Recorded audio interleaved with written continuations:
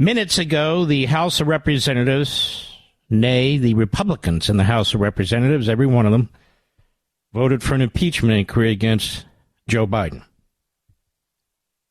It's an inquiry. It's not an actual impeachment, as everybody keeps saying, which is true.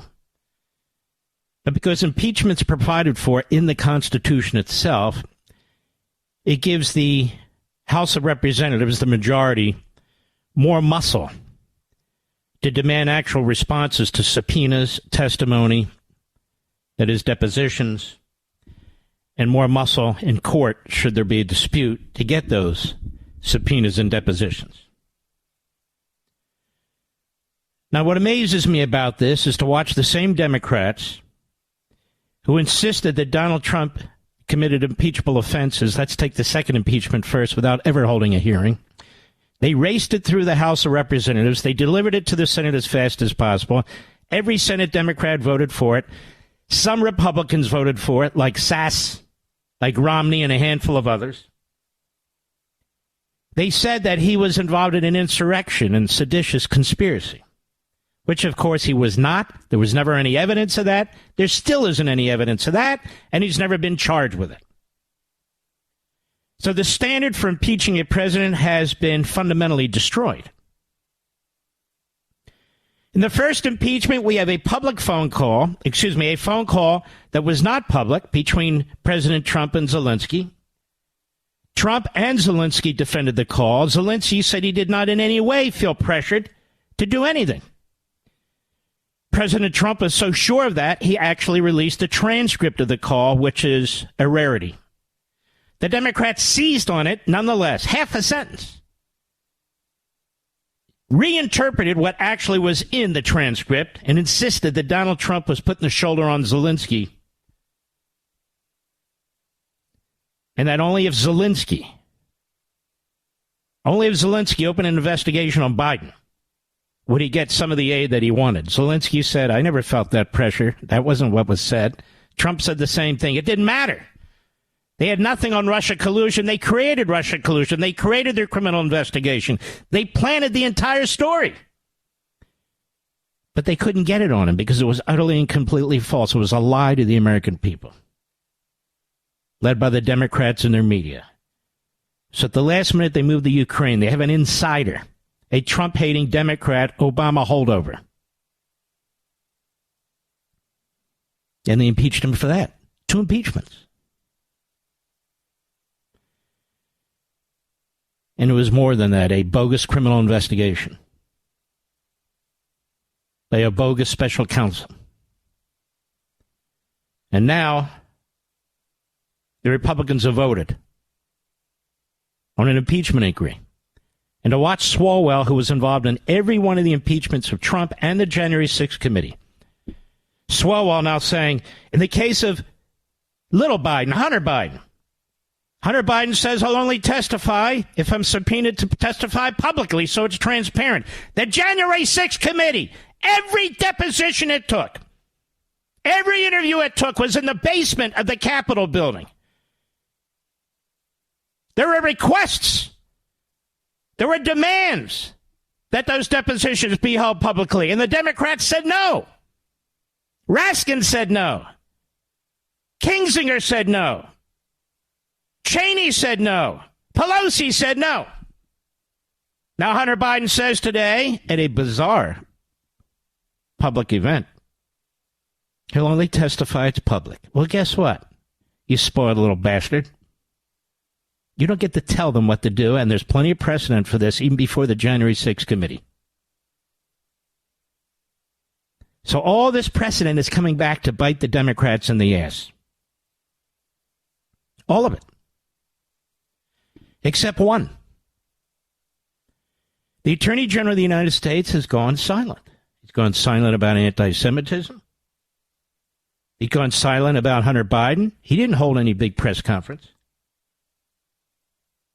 He's gone silent. Why is there not a special counsel investigating Joe Biden? Under the special counsel appointment process, there's more than enough information.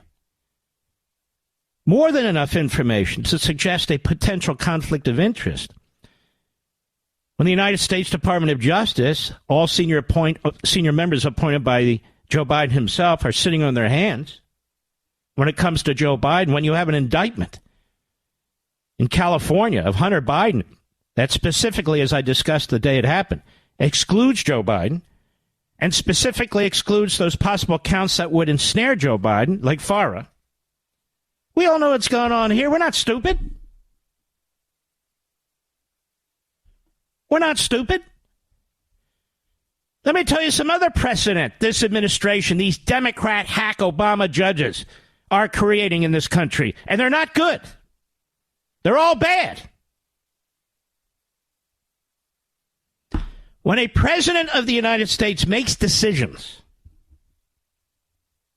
he cannot be charged with a crime or has opinions or expresses his viewpoints.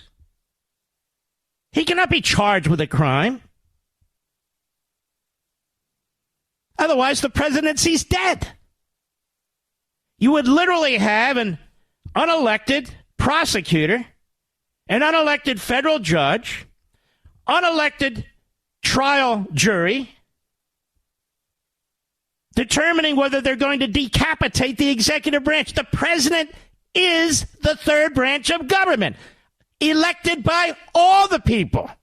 That is, the people go to the voting booth or whatever they do anymore, elected by the majority or a plurality. But all the people participate. There's not another office like that in the United States, excluding the vice president.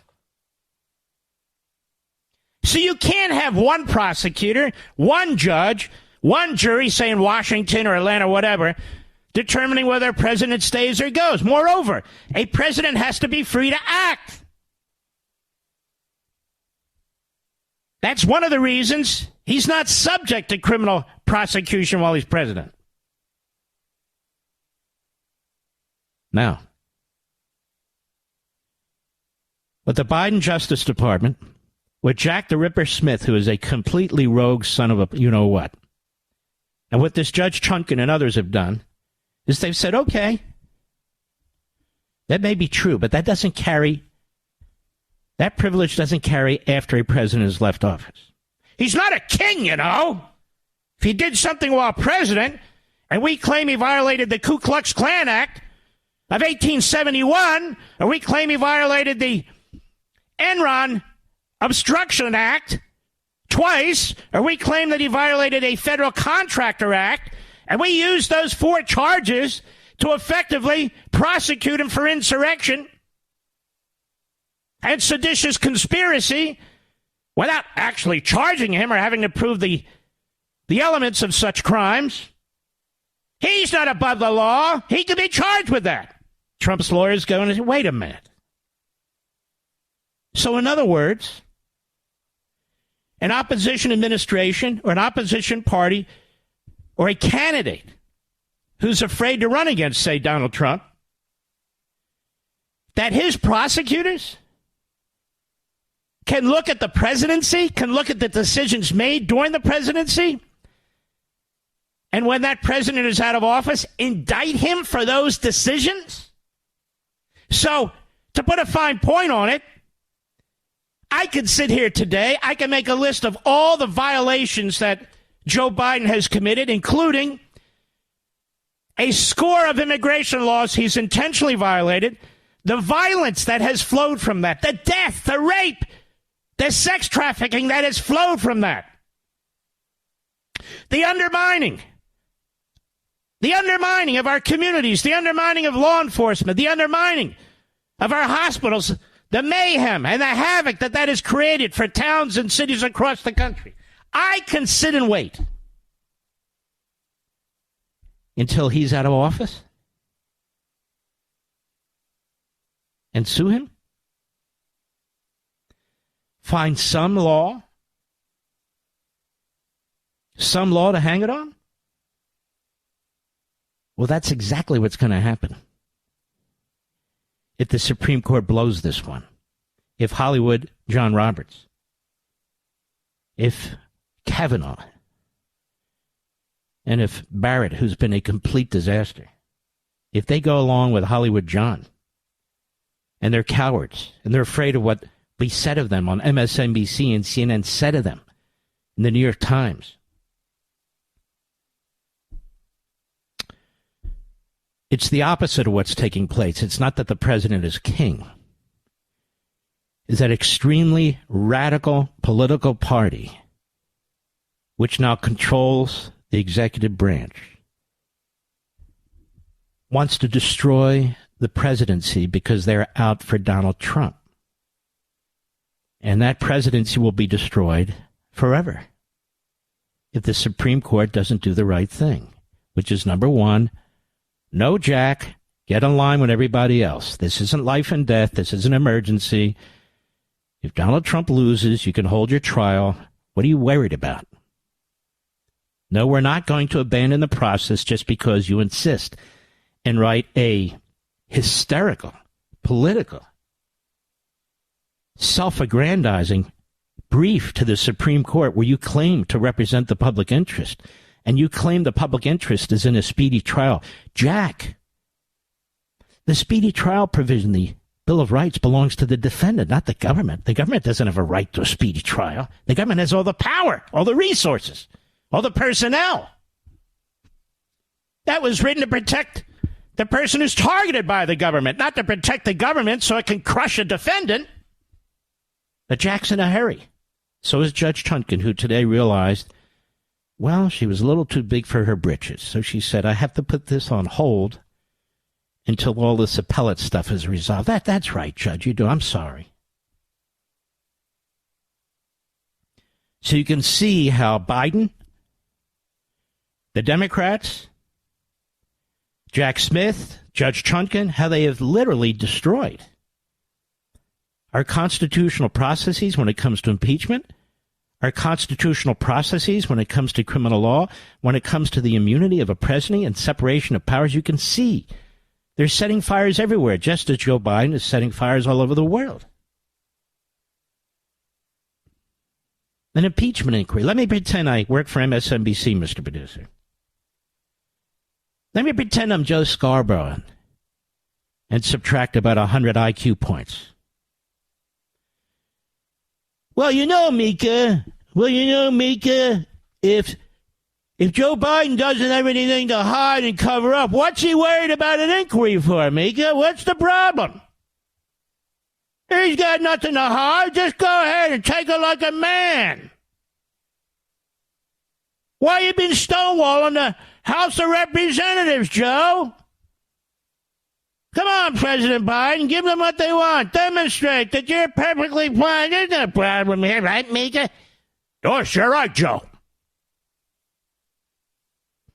Yeah, there's nothing wrong here. And look, they're going after poor Hunter Biden. Made almost $3 million and didn't pay any taxes for 4 years. They're only going after him because of MAGA. MAGA told him not to pay his taxes, Mika, right? Yeah, that's right. MAGA told him to spend his money on hookers and drugs. MAGA told him to shake down the communist Chinese and the man, all the, MAGA. And the question for the average intelligent American is, why would all these governments and companies pay Hunter Biden over $30 million?